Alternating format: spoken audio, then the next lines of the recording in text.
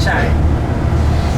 The fort was originally built to protect and provide a base for France's lucrative North American fishery, and also to protect Quebec City from British invasions. For this reason has been given the nickname Gibraltar of the North, or the Dunkirk of America. So there's a nice little town of Louisbourg coming up as we head in toward the fortress.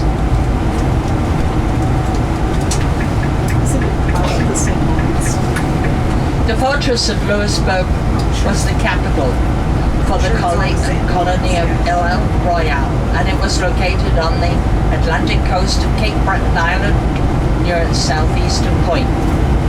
It was chosen because it was easy to defend against British ships attempting to either block or attack the St. Lawrence River.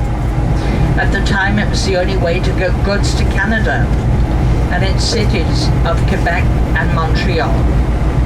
South of the fort, a reef provided a natural barrier, while a large island provided a good location for a battery. These defenses forced British ships to enter the harbour via a 500-foot channel. It was also built to protect France's hold on one of the richest fishing grounds in the world, the Grand Banks. 116 men, 10 women, and 23 children originally settled in Louisbourg. Louisbourg actually saw 116 men and only 10 women, 23 children, original settlers at the fortress. The old railway station and a railway museum, they're now. Fields of stone say beckon to me, I'm glad to see you. Tell me how be you, and those friends I'm longing to see. If you're from Union Bay or Gordon or Cumberland, any place above that Bevan second dam. Are you from Bevan? I said from Bevan, 'cause I'm from Bevan too. It knocked out our Union miners, faced guns and jail. Hundreds of us were held without bail, but by August 1914, our Labour they were courting, but they blacklisted me. Are you from Bevan? I said from Bevan, where the fields of stumps they beckon to me. I'm glad to see you. Tell me how be you, and those friends I'm longing to see. If you're from Union Bay or Gordon or Cumberland, any place above that Bevan second dam. Are you from Bevan? I said from Bevan. And you're old before Strawberry house. It's concrete on your lungs, and you're old before your time. They walk aboard a ship, and you've gone to foreign lands.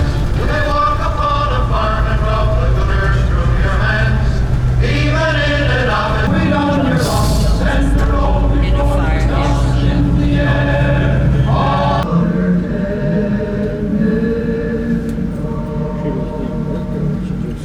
was far from home. Get you one. So from the fortress you're going to get a lovely view also of the town back here.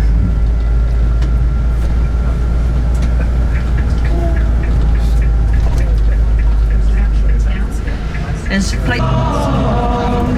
We rise again in the waves of the ocean, and then we rise again, and then we rise again. Very good. I love that one.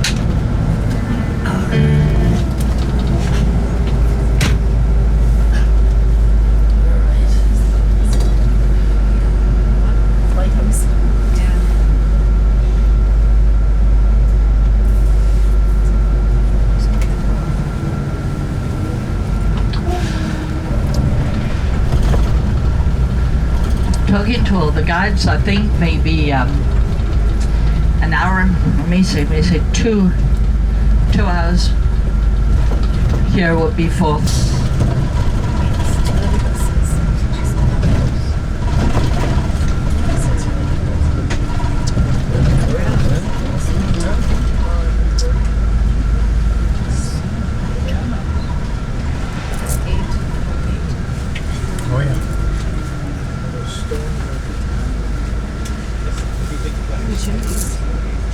Yeah. Very cool. Yes, we're expecting folks.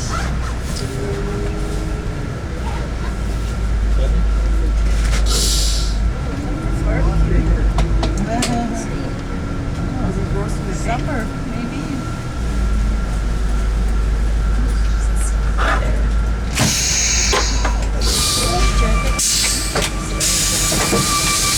Yeah, okay, good.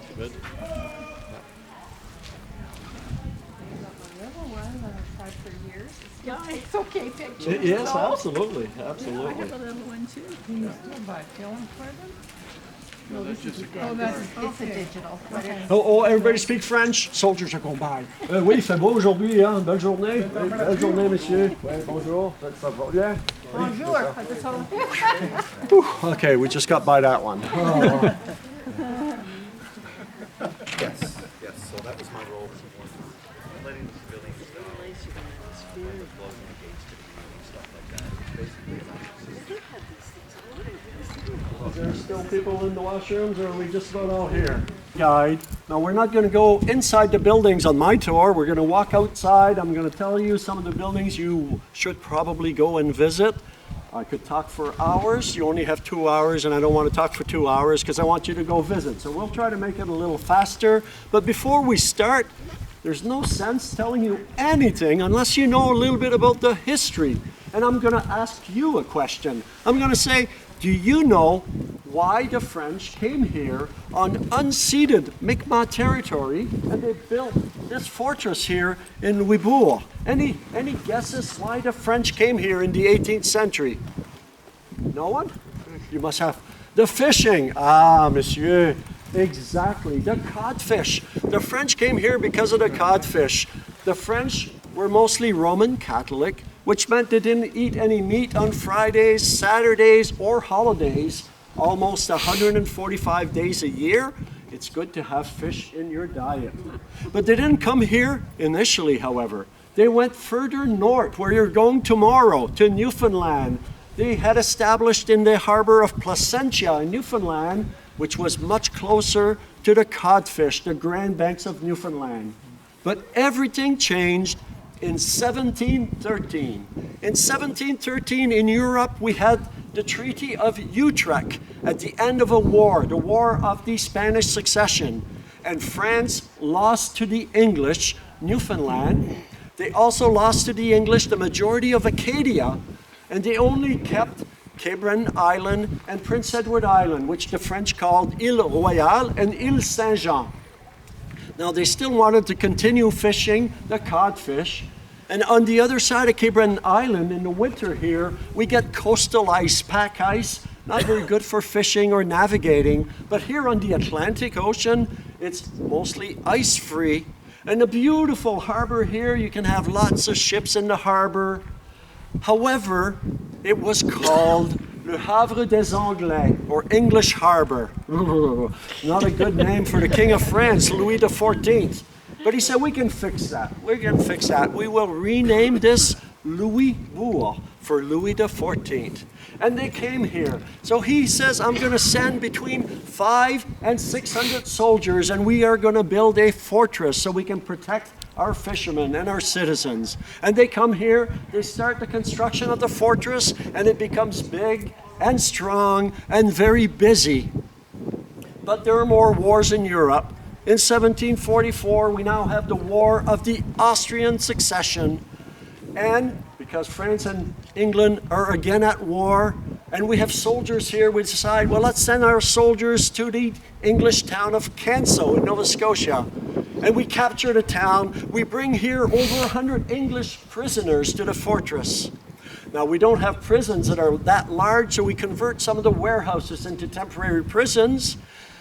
But in the summer of 1744, on the Atlantic, right by the road where we were driving there, the Atlantic Ocean, it is very nasty in the summer of 1744. Anyone who has a fishing vessel can apply to the government and obtain a license and become a legal pirate or a privateer. So the ships that would have been bringing us provision, food, and nutrition were being captured by the English. So we didn't have that much food in the summer of 1744, and our governor was getting concerned. How are we going to feed all of our soldiers and all of our citizens, and even worse, all of those English prisoners that we've just captured this winter? So he says, I have a bright idea. We will have a prisoner exchange and send the English prisoners down to Boston, and in Boston they will send the French prisoners that they've captured back to France. It sounds like a brilliant idea. We're going to ask them, when you get to Boston, you do not say a word about what you've seen here in Louisbourg. Can we trust this guy? Can we trust him?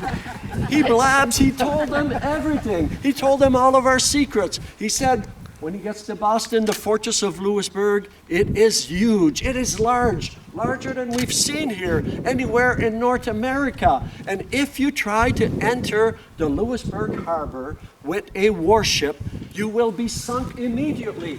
There's an island at the entrance of the harbor with a battery and cannons pointed right towards the entrance, another battery on the other side. And even inside the fortress, the majority of cannons are all protecting the harbor, because that's how you traveled in the 18th century, by ship.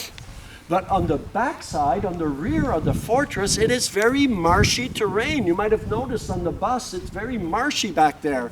The French, you told them, they said that they never expect to be attacked from the rear. So in the spring of 1745, we have the first siege of Louisbourg. New Englanders come up the coast. They first perform a blockade of the harbor so we can't get any more supplies, and then they land their ships way down at Kennington Cove towards the rear, and they drag their cannons over the marshes, and they start firing at the fortress. The siege lasts about 7 weeks, but at the end, at 7 weeks, no one's coming to our aid, and we're running out of food, we're running out of black powder, we have no choice. The French surrender, they return to France, and the New Englanders take over the fortress. The first siege, 1745.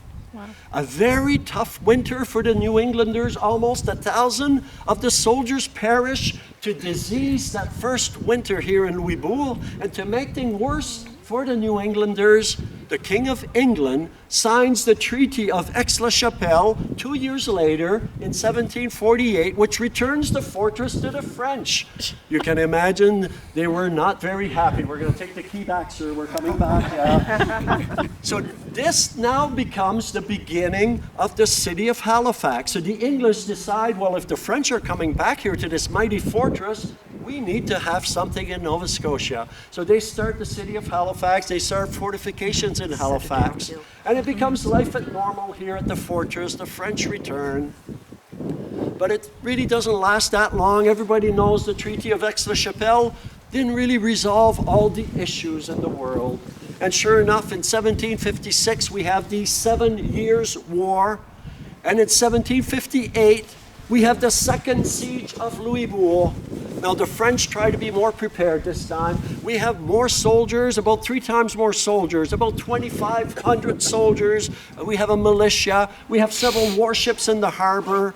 But this time, the British forces from England attack with over 25,000 soldiers. The siege still lasts about 7 weeks, but in the end, the English take over the fortress a second time.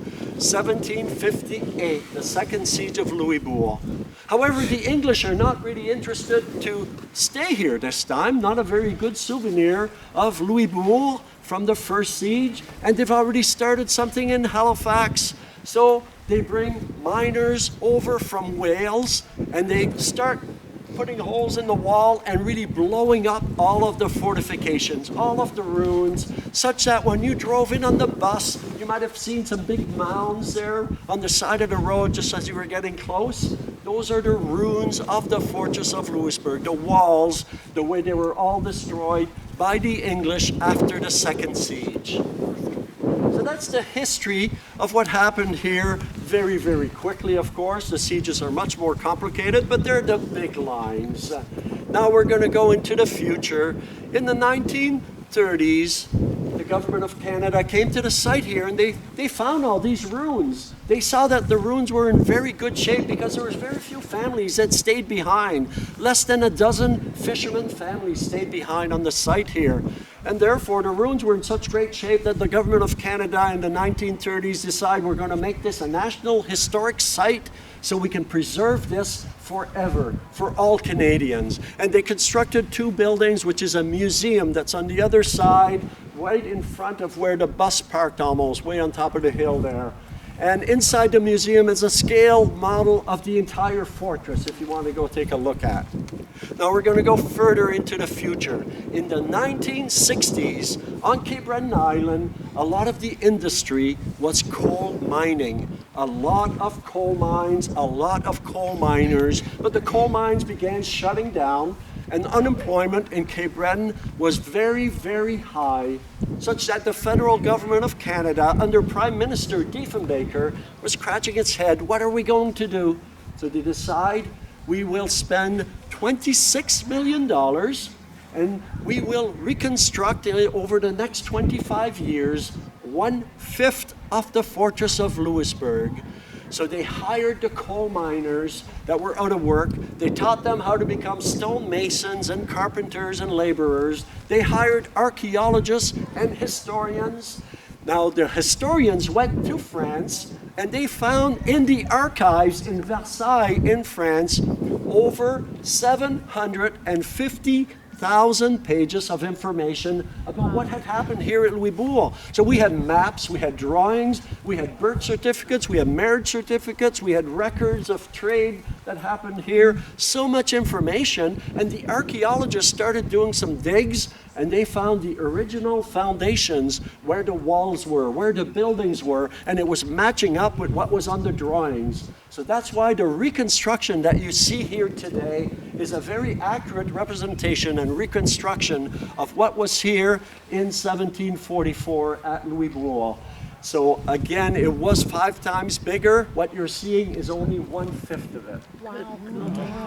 Now, before we start going up on our walk, we'll talk about where we are at today. So right here is called the King's Bastion and the Chateau Saint-Louis. Now, when I say a bastion, you might have noticed on the bus when you were on the other side of the harbor, you drove in and you saw some fortifications way down at the bottom. That was the main entrance by land if you were to walk in. It's the Dauphin Demi-Bastion, and here is the King's Bastion, and between the two is just a solid wall to keep the enemy out.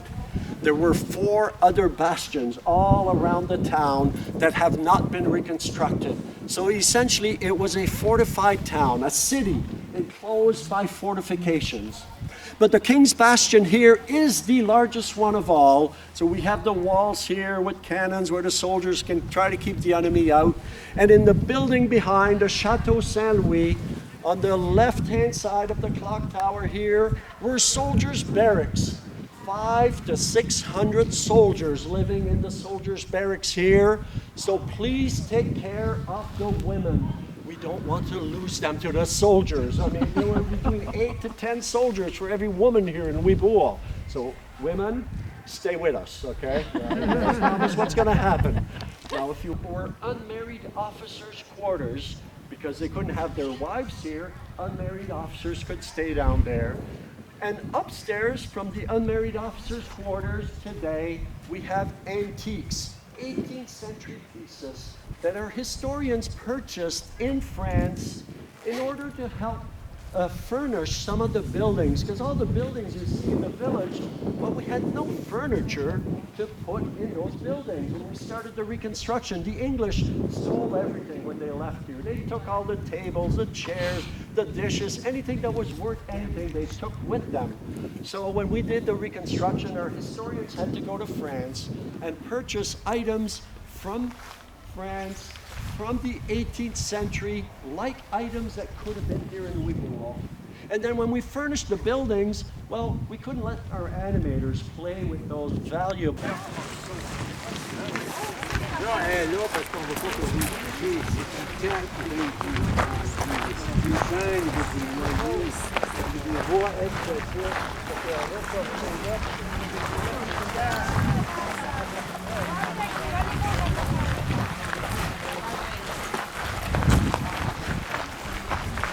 And we see a big yellow house here and a smaller black hole over here. Those were two military officers that were married and therefore had to build homes in the village. They couldn't live in the King's Bastion. Which officer would you assume now was maybe the highest ranking officer here in Louisbourg? When you look at the, well, everybody points there, yeah. Well, they are of equal rank. They are both captains in the military, but that's Captain de la Plagne. Now he came to us from the southern region of France. So likely that's the reason he built this large home here. A home like he would have been accustomed to in the southern region of France. Though they tell me, I'm not sure if it's true, that the first winter here in Louisbourg, he had to shut the top floor off. He couldn't heat that home. Oh, it got cold here in Louisbourg. Captain Degan here, he was an Acadian. He was born in Royale in Acadia, in Nova Scotia. And in 1713, with the Treaty of Utrecht, he had to come here to Louisbourg, build this nice little home here, very easy to heat for his family, the fireplace right in the center of the home. Now, we have people in costume in Captain Degan's home. They can talk to you all about family life here in Louisbourg. And if you have any question for Captain Degan himself, he is still here with us today. You who are walking towards the edges of the street, and look at those windows. Now, you never know when one of those windows is going to open up and something will be thrown down on the street. I'm not going to tell you what the something is. So like in Louisbourg in the 18th century, the upper class, like I'm sure you all are, you look at your feet, your shoes, except for her. Poor madame. Oh, she couldn't afford shoes. Look at her. I can see her toes. But the rest of you are all upper class, so you would be walking down the center of the street. Yes. Now this home over here was another military officer.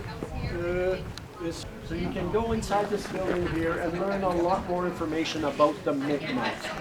But at the very beginning of the tour now, I told you, one of you told me that we were here because of the codfish. Who was it? Somebody told me, and we all believed you, sir.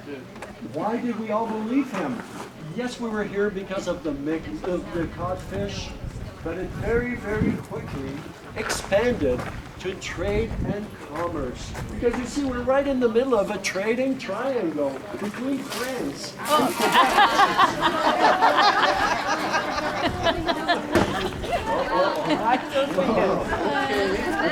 I think I just saw what happened. We all moved towards the middle of the street. Hey, how's it going? All right. And the French West Indies. So trade and commerce became very, very important. Yes, we were exporting codfish, but we had to import everything else. We were importing furs and grain from Quebec. We were importing molasses and sugar from the French West Indies.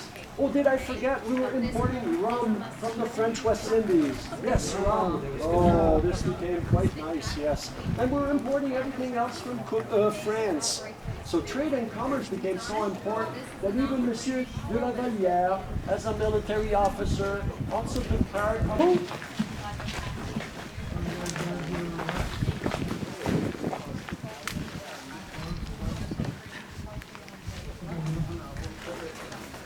Suivi à droite. Bravo.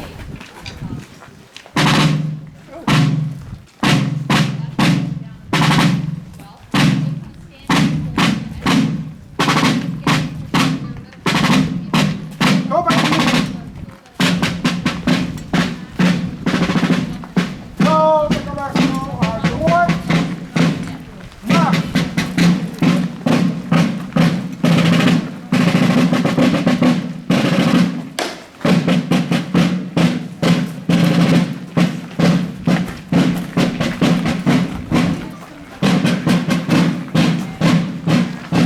Etienne Verrier, one of the nicest homes here at the fortress.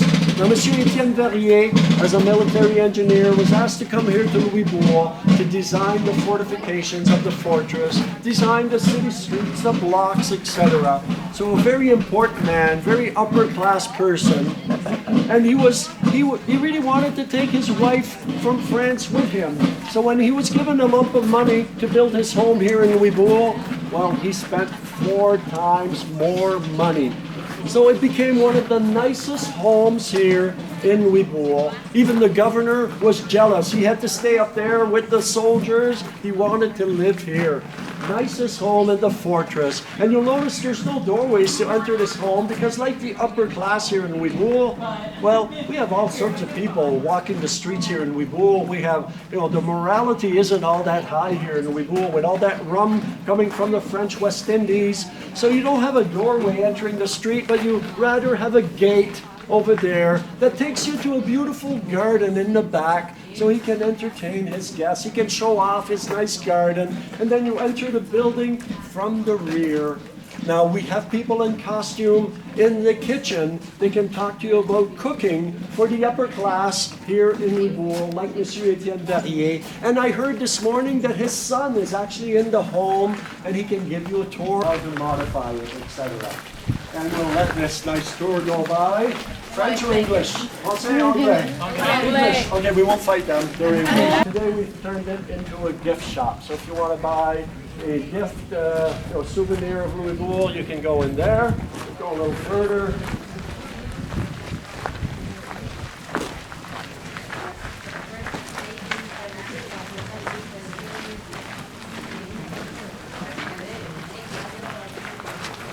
This one here, à Royale, was actually an inn and tavern for the middle class. Because you see, we have ships that are entering the harbor. There's a ship that just came in this morning from France, 7 weeks at sea.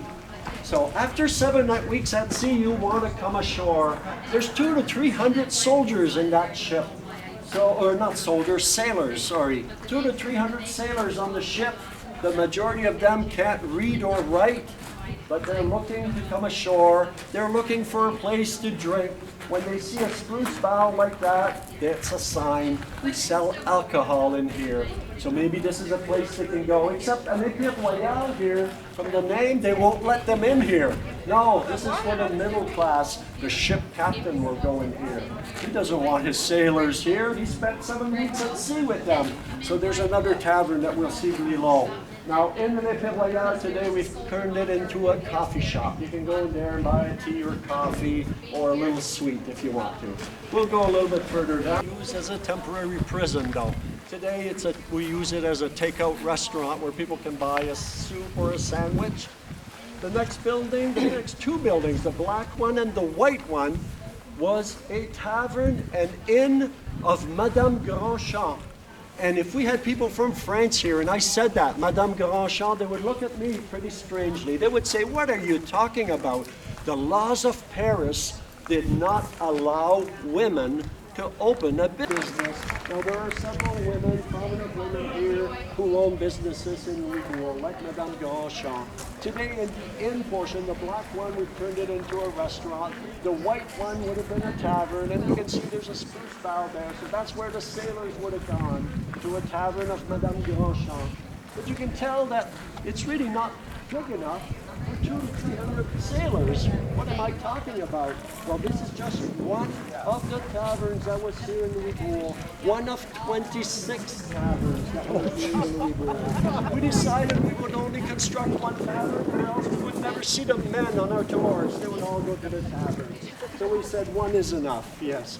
And I'm sure the women, you would never go in a tavern like that anyway.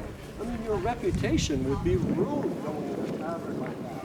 So we have to send the men. He was in charge of the legal system and the finances. So a very upper class person. And on the first floor are offices, but he lived upstairs and he was never married, so he lived up there all by himself, a very, very lonely life with his 9 servants alone. Poor Monsieur Bigot.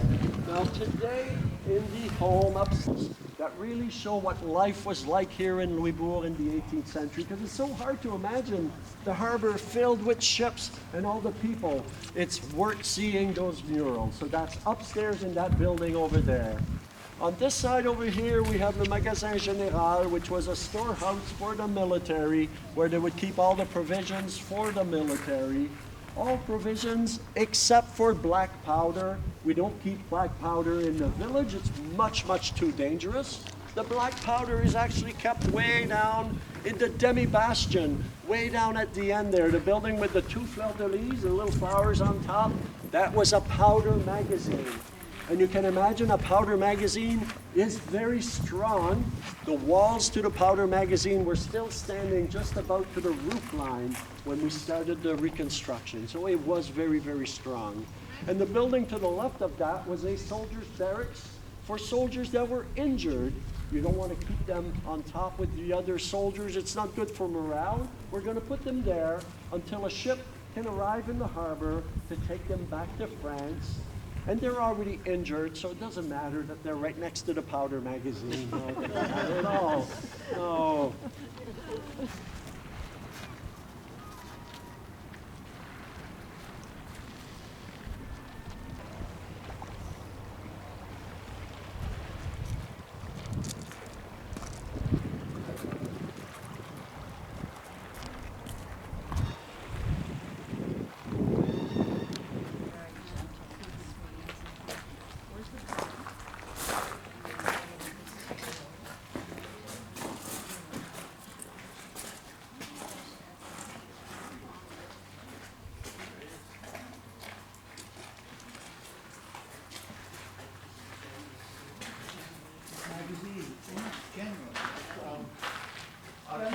Artillery.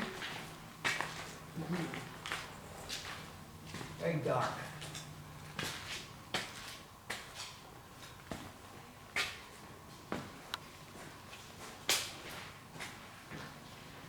Just has lots of barrels. Lots of barrels. Barrels of Gunpowder, yeah. No, I don't think you can get out that way.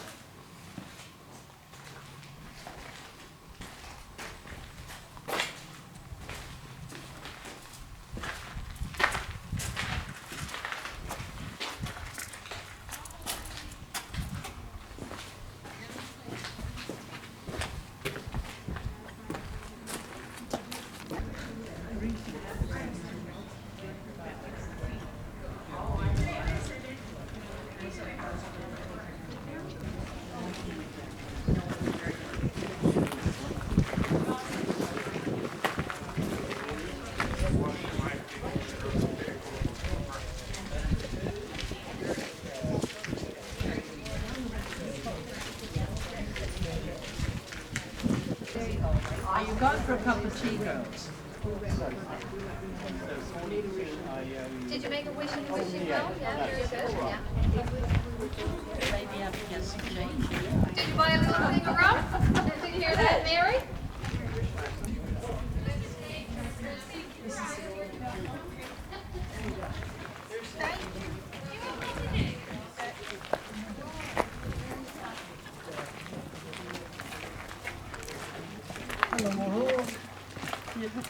How are you doing?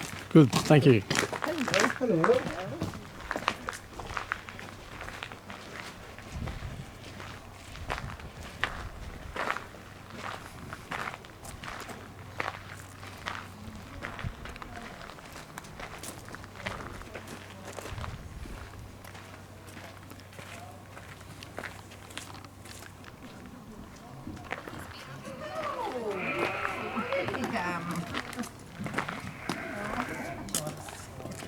But yes, the shallots would be wonderful. Yeah. The French shallots. Yes. My favorite. Yep. Yeah, I would love them. All of those.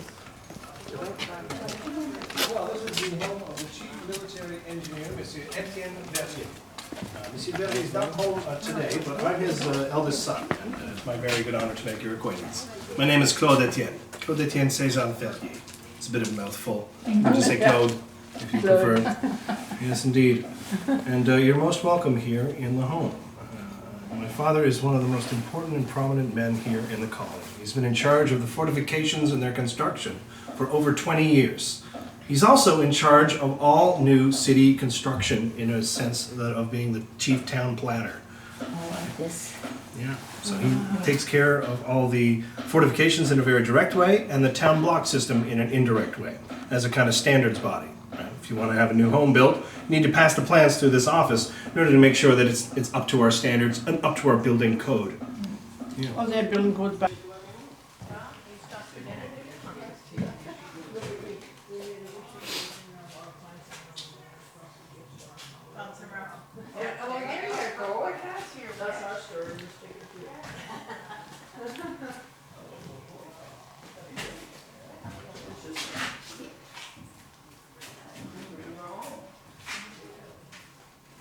This is the home of the chief military engineer, Monsieur Vernier.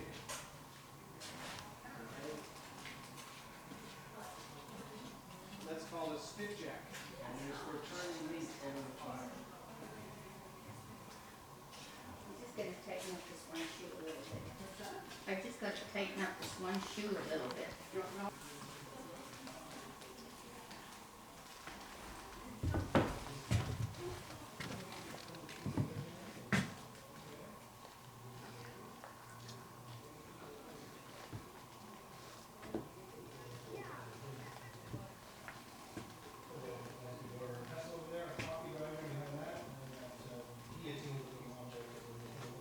Is a sugar river. It will actually hand out a sugar bowl. And we've got a nice big copper cistern there for water. Lots of measuring and cake making and jelly making implements.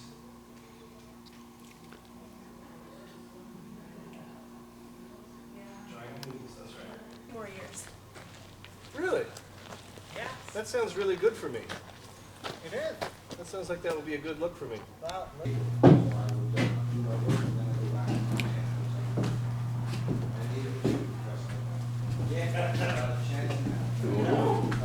are we? Yeah, good, thanks, yeah. Yeah. What is that anyway?